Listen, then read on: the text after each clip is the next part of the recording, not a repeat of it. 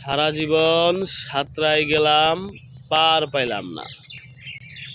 পার যে আমার ঘরের কোনায়, তাই জানলাম না।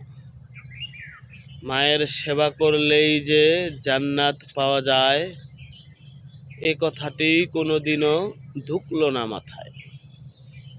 নবীর পরে মায়ের স্থান বলেছেন আল্লাহ, এই বলে ইমাম সাহেব সারাদিন চিল্লায়। তাও আমার বলদা মাথায় হইল না রে হুঁশ, সারা জীবন সাঁতরাই গেলাম হইয়া বেহুশ। জান্নাত পাওয়ার আশায় কত পীরের পাটি পিলাম, ওলি আল্লাহ পীর মাসায়ের পিছে পিছে ঘুরিলাম। মসজিদ মাদ্রাসায় কত দান দিলাম করে, কপালেতে দাগ করিলাম নামাজ পড়ে পড়ে।